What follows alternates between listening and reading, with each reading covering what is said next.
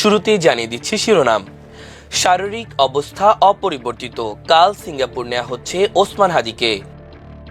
হামলার ঘটনায় একে একে বেরিয়ে আসছে ঘাতক চক্রের পরিচয়, আটক 2।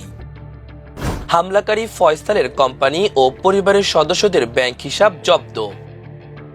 সামনে আরও হত্যাকাণ্ড ঘটতে পারে আশঙ্কা মির্জা ফখরুলের। 20 ডিসেম্বরের মধ্যেই আসন সমঝোতা চূড়ান্ত করছে বিএনপি। সুদানে হতাহত বাংলাদেশি শান্তিরক্ষীদের পরিচয় প্রকাশ।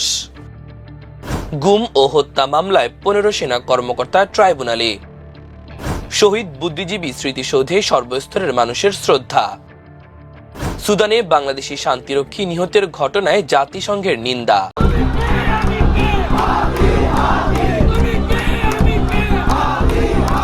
ওসমান হাদির শারীরিক অবস্থা কেমন, কে গুলি করলো বা কারা করলো, কার ইন্ধন আছে এসবের পেছনে, বাংলাদেশের রাজনীতির ভবিষ্যৎ কি এবং কবে ধরা পড়বে আসামিরা, এই ভিডিওতে আমরা সেই প্রশ্নগুলোর উত্তর খুঁজে বের করার চেষ্টা করব। ওসমান হাদি গুলিবিদ্ধ হওয়ার পর বাংলাদেশের রাজনৈতিক অঙ্গন থেকে শুরু করে সাধারণ মানুষের মধ্যে বড় ধরনের চাঞ্চল্য তৈরি হয়। এই ঘটনা ঘটার প্রথম 4 থেকে 5 ঘন্টার মধ্যে সন্দেহভাজন আসামি বা কে গুলি করেছে তার কিছু ছবি ছড়িয়ে পড়ে সামাজিক মাধ্যমে। তারপর থেকে অনেক প্রশ্ন মানুষের মনে। এই ঘটনার প্রেক্ষিতে আমরা একজন ডিজিটাল ফরেনসিক বিশেষজ্ঞের সাথে কথা বলেছি। আসসালামু আলাইকুম প্রিয় দর্শক শ্রোতা, ওসমান হাদিকে গুলি করার সময় যে বাইকটি ব্যবহার হয়েছে সেই বাইকটি এবং বাইকের চালক আটক হয়েছেন, কিন্তু এই বাইক চালাচ্ছিল একজন মেয়ে এবং পেছনে যে শুটার ছিল তার নাম ছিল ছাত্রলীগ নেতা ফয়সাল। এখন তারা বর্তমানে কোথায় আছে চলুন ভিডিওতে বিস্তারিত দেখে আসি। ওসমান হাদি গুলিবিদ্ধ হওয়ার পর বাংলাদেশের রাজনৈতিক অঙ্গন থেকে শুরু করে সাধারণ মানুষের মধ্যে বড় ধরনের চাঞ্চল্য তৈরি হয়। এই ঘটনা ঘটার প্রথম 4 থেকে 5 ঘন্টার মধ্যে সন্দেহভাজন আসামি বা কে গুলি করেছে তার কিছু ছবি ছড়িয়ে পড়ে সামাজিক মাধ্যমে। তারপর থেকে অনেক প্রশ্ন মানুষের মনে। এই ঘটনার প্রেক্ষিতে আমরা একজন ডিজিটাল ফরেনসিক বিশেষজ্ঞের সাথে কথা বলেছি। তিনি জানিয়েছেন কিভাবে মাস্কে ঢাকা অবস্থায় এবং দূর থেকে দেখা যে ঘটনাটা গুলি করে চলে গেল তাকে কিভাবে ফেস ডিটেক্ট করা হলো, কোন প্রযুক্তি এখানে কাজ করেছে সেটা আমরা জানার চেষ্টা করেছি। সর্বশক্তি নিয়ে মাঠে নেমেছে পুলিশ। অভিজ্ঞতা থেকে প্রযুক্তি সবকিছু সমন্বয় করে খুঁজছে সন্দেহভাজন অপরাধীকে।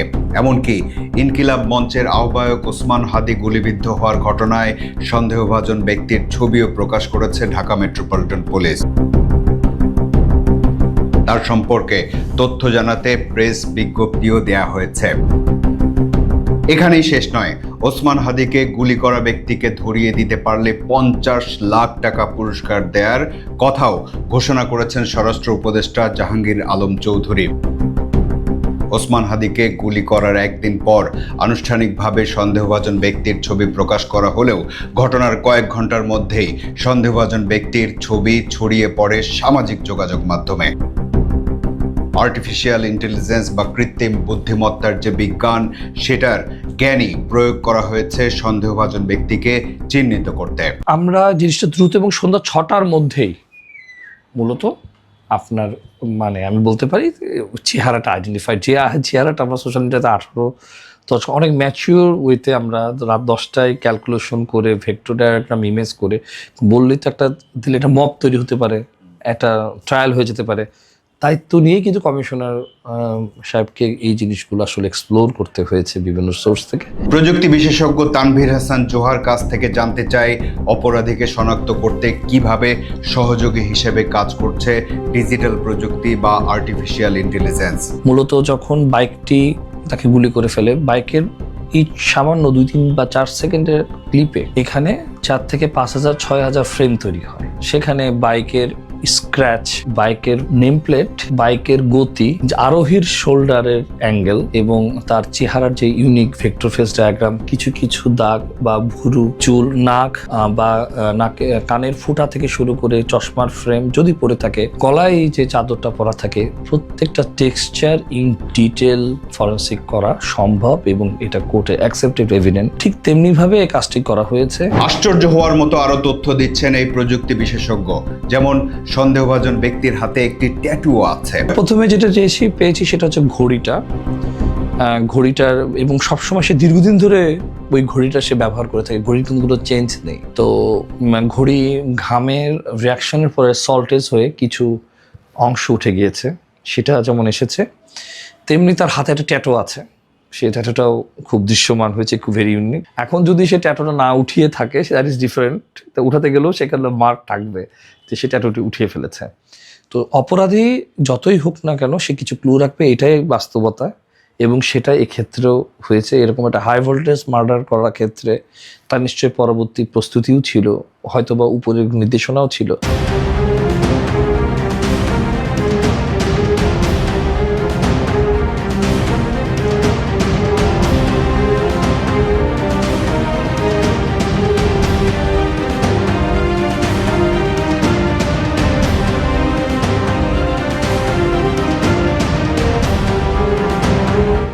সন্দেহভাজন ব্যক্তিকে গ্রেপ্তারের আগে পুলিশ হয়তো তার নাম পরিচয় প্রকাশ করবেন না, এটাই স্বাভাবিক।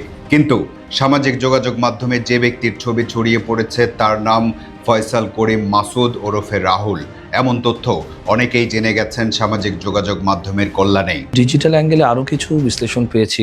তার পায়ের পরনে যে জুতাটি এবং হাতের ঘড়িটি, এবং হাদি ভাইয়ের পাশে যিনি বসেছিলেন তার সে একই অবস্থা, মুখে মাস্ক পরা ছিল, সেখানে হাতের ঘড়ি এবং গলার চাদর। পাশাপাশি যিনি বাইক চালিয়েছেন তার নীল রঙের জিন্সের প্যান্ট। আমরা দেখতে পেরেছি যে এই দুজনের মধ্যে একজন ব্যক্তি ট্রেনে উঠেছেন, সেই ছবিটি পর্যন্ত আমাদের এখানে সোশ্যাল মিডিয়াতে চলে এসেছে। সন্দেহিতভাবে বলা যায় যে face vector diagram, immigration, impression এবং ট্রায়াঙ্গুলার স্কিন টিউন বা টোন সবকিছু মিলিয়ে আমরা প্রমাণ করতে সক্ষম হব যে আসলে মোটরসাইকেল আরোহী কে ছিলেন। একটি অসমর্থিত সূত্র বলছে ওই সন্দেহভাজন ব্যক্তিকে আটক করার খুব কাছাকাছি পৌঁছে গেছে পুলিশ। এমনও হতে পারে যে সহযোগী কাউকে ধরেও থাকতে পারে। মানুষের প্রত্যেকটি ভুরুর ডিস্টেন্স ইউনিক, নাকের ফুটা, নাকের কার্ভ, কানের ফুটাও এবং কান to nose length angle wise fix থাকে ভেক্টর ডায়াগ্রাম প্লেট। এবং ফুল মার্কস ঢেকে পড়লেও আপনার চোখের একটু অংশও যদি বের হয়ে থাকে, এই থেকে সুনির্দিষ্ট ডিএনএ করার মতো সফটওয়্যার পৃথিবীতে অ্যাভেলেবল আছে। যে মোটরসাইকেলটা গিয়েছে থানার সামনে দিয়ে, আমি কিন্তু গুলি করার মোটরসাইকেলটা দেখিনি, থানার সামনে দিয়ে একটা মোটরসাইকেল চলে গিয়েছে। তো সেটাকে আমরা বিশ্লিষ্ট করে মোট 118টি স্ক্র্যাচ পয়েন্ট মিলিয়েছি আমরা মোটরসাইকেলের পায়ের টাঙ্কিতে, বডিতে এবং পায়ের নিচে যে মোটরসাইকেলের যে পার্ট থাকে, খুব ডিটেল আমরা এটা নেওয়ার পর রিক্সাতে যে মোটরসাইকেল সেটা সেম ছিল কিনা আমরা সেই জিনিসটাকে মিলিয়েছি। তো সেখানে পুরোপুরি হুবহু মিলিয়ে গিয়েছে। তবে প্রযুক্তির কল্যাণে ওই সন্দেহভাজন ব্যক্তির ছবি দ্রুত ছড়িয়ে পড়ায় অপরাধীও আরো সতর্ক হয়ে গেছে। এটাও পুলিশের জন্য একটা প্রতিবন্ধকতা বটে। দেখুন, কোনো ক্রমে আমরা সঠিক ব্যক্তি ভাইরাল হয়েছে, যদি কোনো মিস্টেকিংলি কোনো ভুল ব্যক্তি আইডেন্টিফাই হয়ে যেত এই অ্যানালিসিসে, এর দায়িত্বটা তখন কে নিত? এবং বাংলাদেশে কিন্তু মব জাস্টিস হয়েছে, ভুল বোঝাবুঝি হয়েছে, এর আগেও এরকম যথেষ্ট উদাহরণ আছে। তো সুতরাং আমাদের খুব দায়িত্বশীল অবস্থায় কাজটা করতে হবে। আমরা খুব দ্রুত এটা বাংলাদেশ পুলিশ সক্ষম হবে তাকে গ্রেফতার করতে সন্দেহাতীতভাবে। জি দুজন আমরা তো দেখতে পেরেছি, মূলত পিছনে যিনি হিট করেছেন তাকে পুরোপুরি আইডেন্টিফাই করা গিয়েছে। সর্বশেষ তথ্য বলছে ওসমান হাদির অবস্থা অত্যন্ত আশঙ্কাজনক, তার মস্তিষ্কে মারাত্মক ক্ষতি হয়েছে। এই ক্ষতি সামলে ওঠা যাবে কিনা সেটা সময়ে বলে দেবে। তবে সরকার এবং অনেক রাজনৈতিক দল মনে করে ওসমান হাদির উপর আক্রমণের ঘটনা আসন্ন জাতীয় সংসদ নির্বাচনকে বাধাগ্রস্ত বা বানচাল করার অপচেষ্টা।